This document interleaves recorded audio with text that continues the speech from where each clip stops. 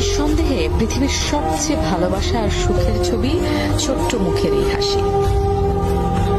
ছবিটা আনন্দমাখা, তবে ক্ষণস্থায়ী। এই মুহূর্তগুলোর অনুভূতির বয়স ছিল মাত্র 10 বছর।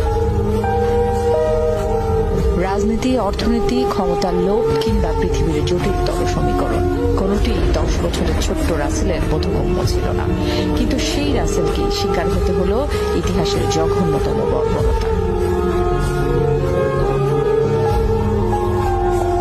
বাবা বঙ্গবন্ধুর সাথে ছুটে বেরিয়েছে দেশ বিদেশ, নিজের মতো করে মুখরিত করে রাখত চারপাশ। অবাক চোখে বিশ্বকে দেখত চোখে মুখে আনন্দের ঝঙ্কার নিয়ে। বাবা রাষ্ট্রপতি, তাতে কি? দুরন্ত রাসেল শৈশবের উদযাপনে সাইকেল চালিয়েই যেত স্কুলে। আদর আবদারে কখনো রান্নাঘরে বসেই খেত ভাত। পোষা কবুতরকে রাখত পরম যত্নে। ছোট্ট রাসেলকে বন্ধু টানত প্রবল ভাবে। টুঙ্গিপাড়ায় বেড়াতে যাওয়ার সময় সেই বন্ধুদের জন্যই বায়না ধরত পোশাক কিনে নিয়ে যাওয়া।